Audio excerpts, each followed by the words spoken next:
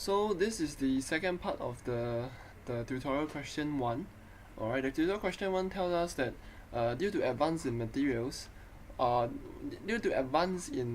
technology, alright, why do we actually replace a certain materials with another? Okay, so list down the reason of replacements and the limitations of for certain stuff, and we spoke about that nickel titanium alloys replace conventional stainless steel for braces, alright, and we talk about the limitations and the advantages. So in this video we'll talk about transfer film technology, alright, for coating. This is the Nisha, if you remember, in other parts of the video.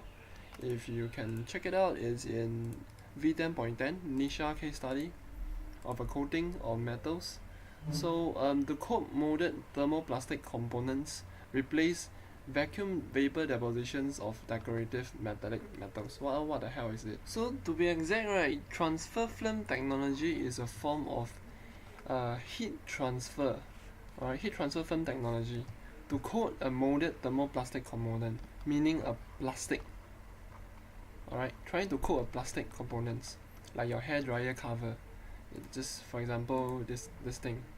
Alright, so how do you get this type of leopard shape print, or this type of printings onto your designs, alright, or your whatever things that you can see. So as you can see, there is so many decorative things on your, and these are all using the thermal transfer films, or transfer film technology.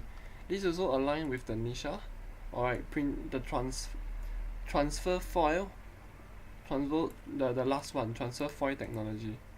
Okay, so why do we use this type of method to replace the conventional vacuum vapor depositions method?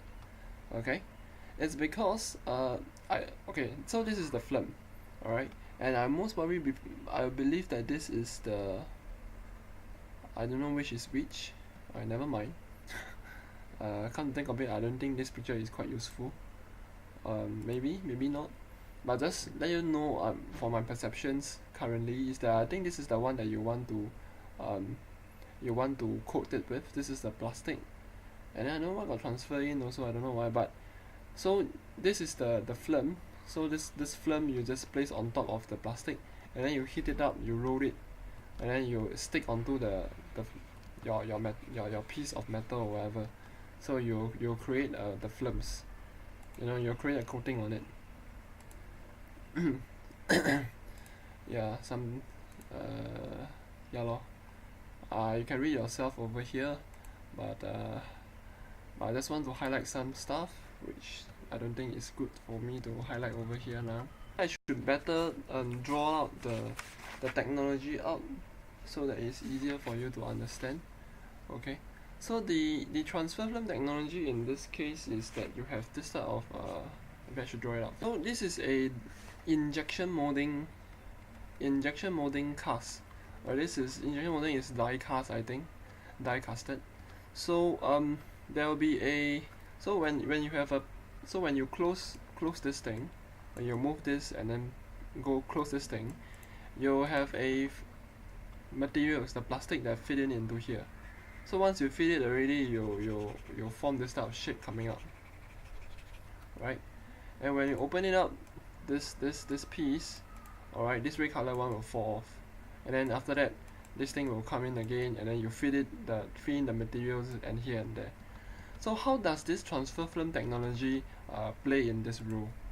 Alright, so it works by having a layer of films, a very thin layer of a film over here, alright, and you have the same thing, the same process happening. Alright, you have this thing over here, you close it, alright, and then you fill in your materials, alright, and you have your materials all over here together with the film. Okay, so when you take it out, your piece of metal, or your piece of metal over here will be something like that. Not metal lah, right? Your plastic.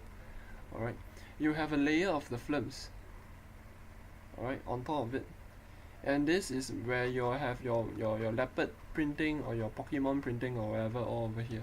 So you're cutting down the amount of processing time, you see. because if you were to without this film technology, you have to injection molding already, you have to use so-called another process to paste the coating, to paste the coloring or the advertisement or whatever thing on top of it. So you need two processes. But in this case, you don't need two processes, you just only need one. You put in the film and then you feed in the injection molded plastic, and you can create the part straight away already. And this is the good things about it. So this is the first thing that you want to also write down what the lecturer have written down, in case that it is the best. He have drawn some things like that. Alright, I don't know what the hell are they. And then he shaded this part, which most probably is the, sorry, I shaded wrongly. He shaded this part. The gap over here is most probably the injection molding parts, where you fit it in the things. Alright, so you can say that this tube over here is the injection molding. Alright, and you can actually cancel this, it's not there. So materials, maybe I should type it down. So materials will be coated as a film on the substrate. The substrate is a specimen or is a plastic. To be exact, it's just a plastic. The one that you inject already, it becomes a plastic.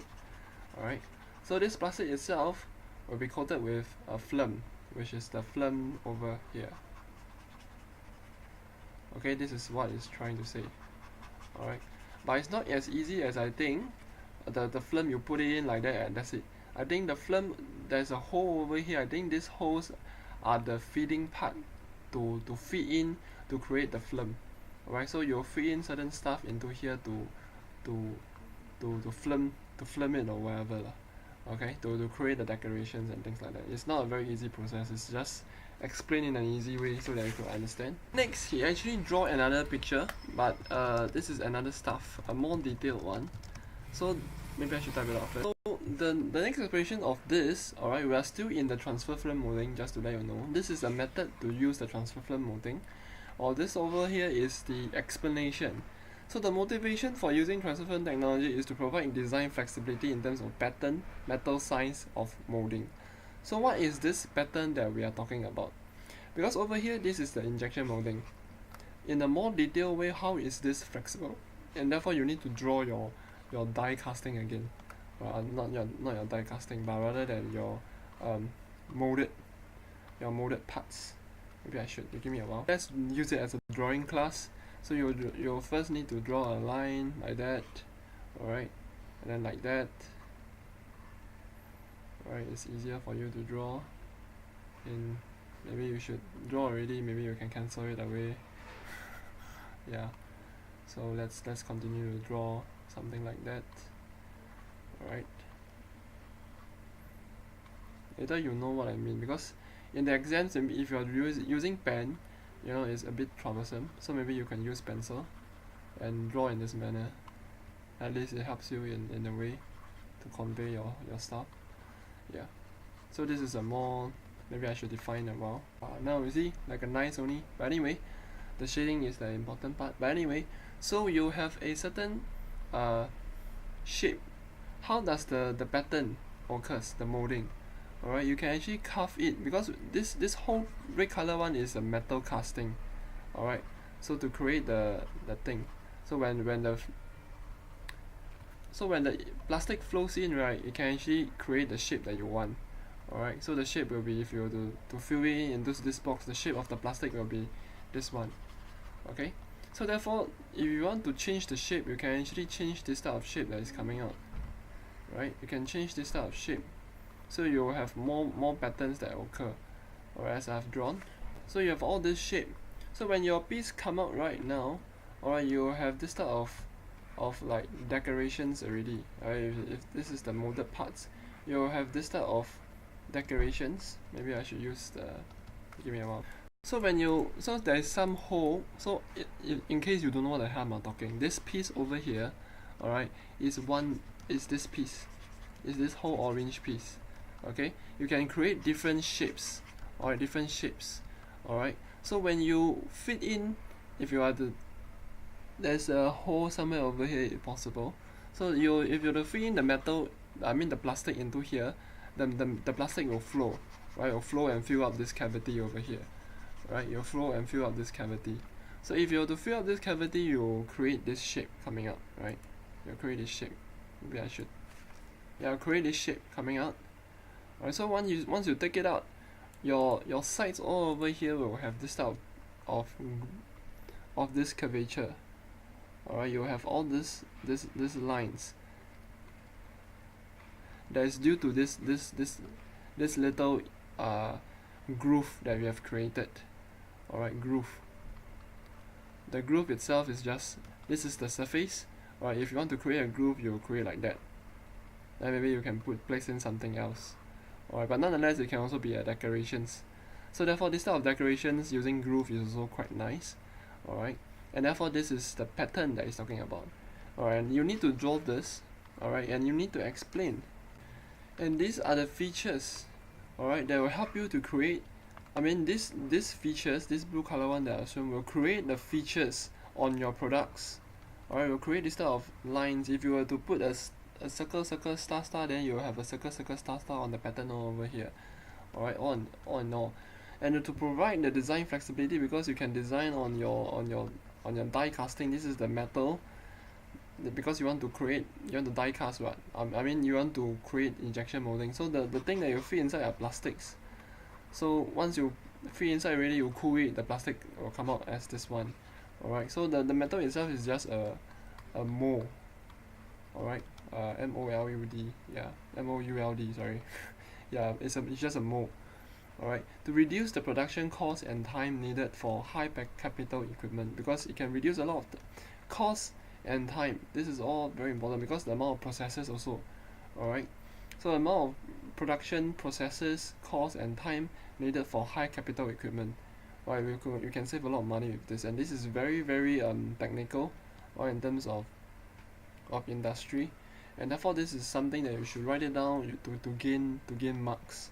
Alright, this is a form of using transfer film technology, where the film itself will be placed on top also. Alright, will be placed on top, so to create the films, to create more patterns. Alright, this is the patterns are the shapes, the blue color one, while the outer layer of the coat is a transfer film. Alright, however, the limitations are this. Alright, maybe I should zoom in a little in case you cannot see. Is limited adhesion of plastic material. Alright, the film cannot be, sometimes the film may be too thin. Alright, too thin, that the film itself cannot stick onto the surface of the plastic that you have molded. So sometimes it may peel off. Alright, it may peel off. Alright, and also if patterning is very complex, it's actually difficult to coat. Alright, it's difficult to coat the coating onto the injection molding parts. Alright, maybe so I think within over here there is some rollers to give a printing onto the parts. So there will be some rollers to roll in the films. The films will stick onto this plastic molded parts. So there is some rollers inside, I guess, but I don't know how it works. But it should be the case, and I may be wrong still. Nonetheless, yeah.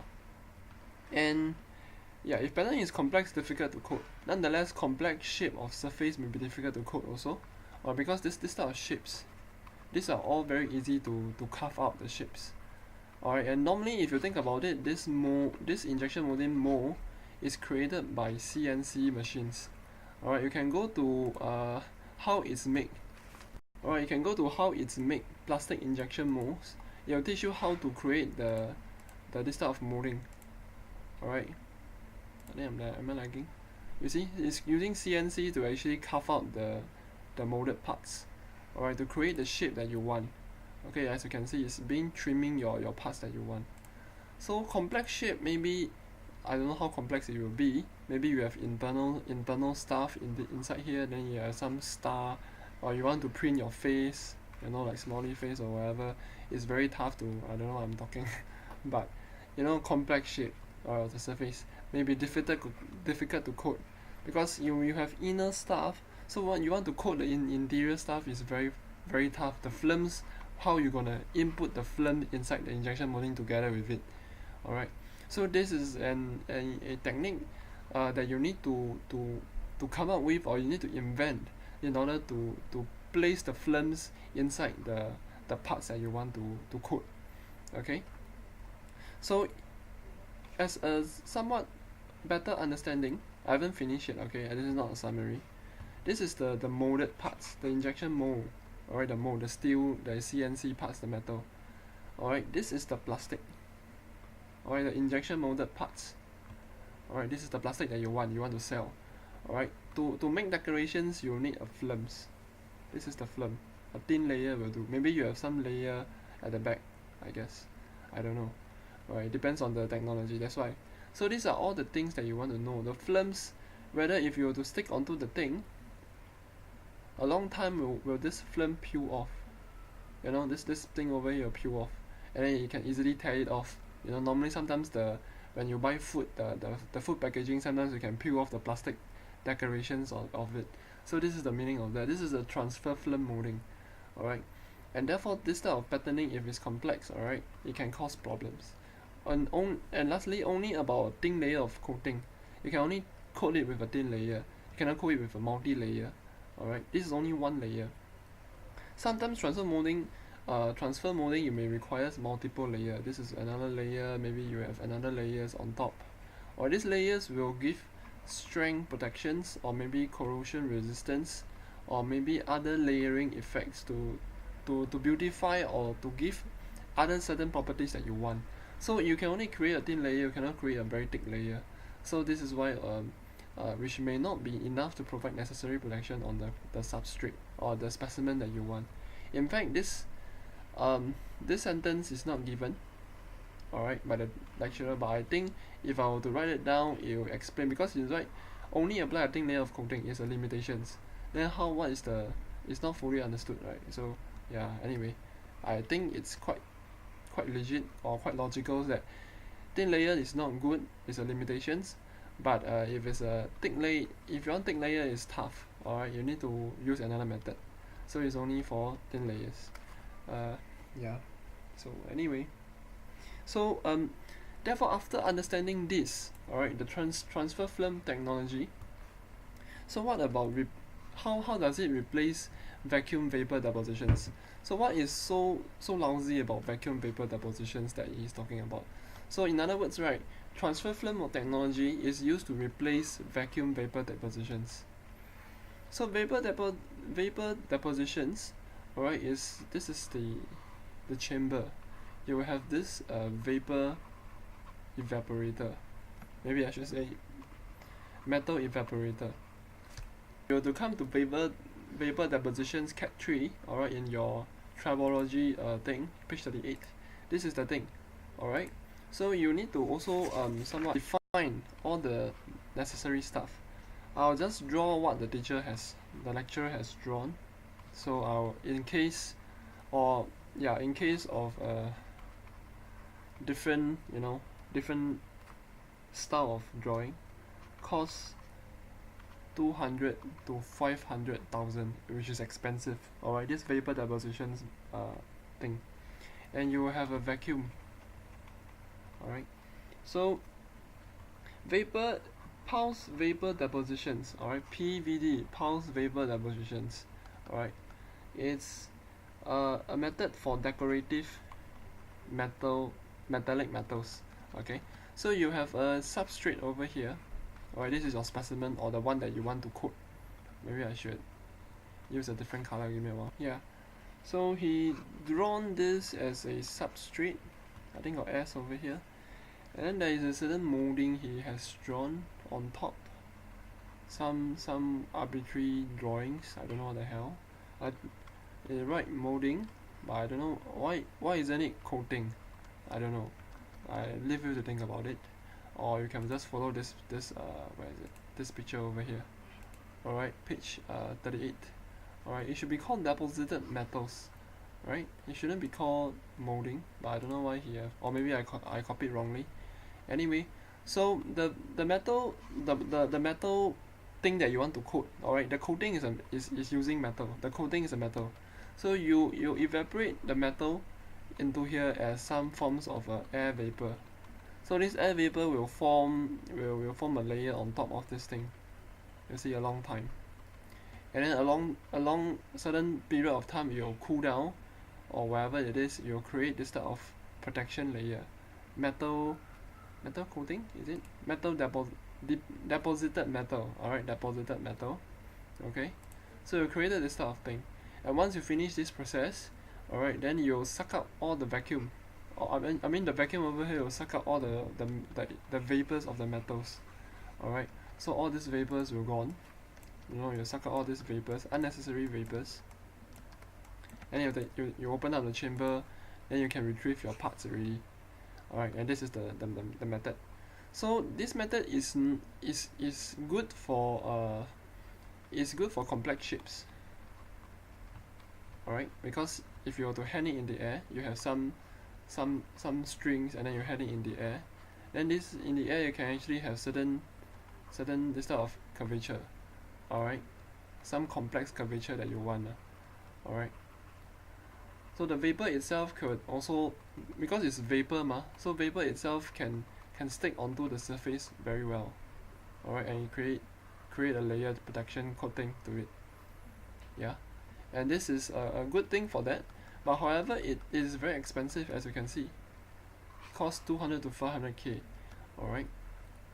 And complex shape is the one that I own self add in case that you want to take note of. Alright. But nonetheless, if you think about it, this is very expensive as compared to your injection molding parts. This is way cheaper. Alright, and you can coat it within a few seconds or minutes. Alright. And these are the things that you want to explain using that. So at least you gotta know the difference between them. Alright, this whole thing over here is the transfer film technology. The vapor depositions itself is using the metal vapors to coat it. Alright, so the coating itself over here, sometimes you also want to take note that the coating, the vapor, sometimes may not be consistent. Alright, and things like that. And you can also, there is a certain restrictions on the designs. Alright, because these designs are in terms of metal vapors. So it's either one color, alright, maybe red color and that's it. Or maybe blue color and that's it. Alright. Unlike this type of films, alright, this type of films can give you different designs, right? It can give you like Pokemon design, cartoon designs, whatever, advertisement. Alright, in terms of the films that you're using. So the film is just one piece of paper. I mean one piece of plastic sheet lah. Okay? With whatever printings that you want. Alright, which is what I've shown you just now earlier in the transfer film thing, right? You can have all this type of things over here. These are all transfer films. Alright, not the t-shirt but rather than the logo. Alright, these are all the films.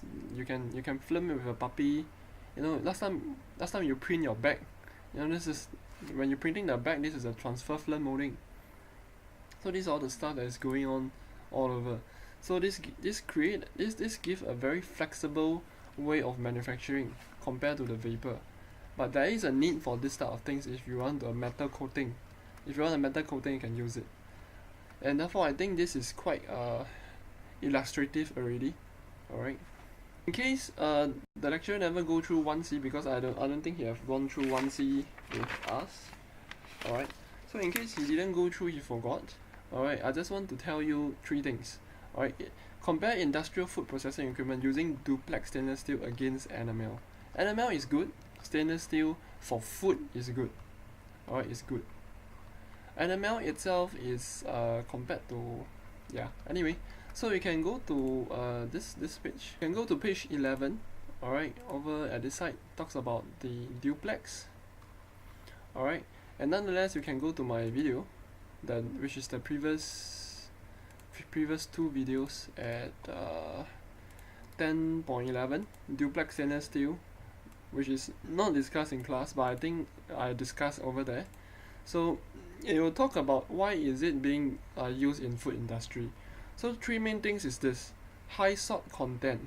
Right, food over here often is using salt, right? So this will lead to chloride stress corrosion, cracking. So therefore, in order to solve this problem, you'll use a duplex.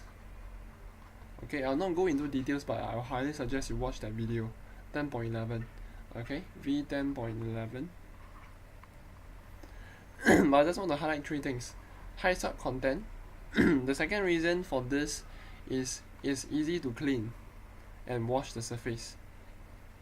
Alright, after possible contamination of bacteria, blah blah blah. And then thirdly, it's the bacteria. Stainless steel bacteria count was 10 times lower than the other three materials, and it's the most important because it's food, right? Over 5 seconds washing time and blah blah blah. I think you can work. So three things are salt content to prevent stress corrosion cracking, or SCC.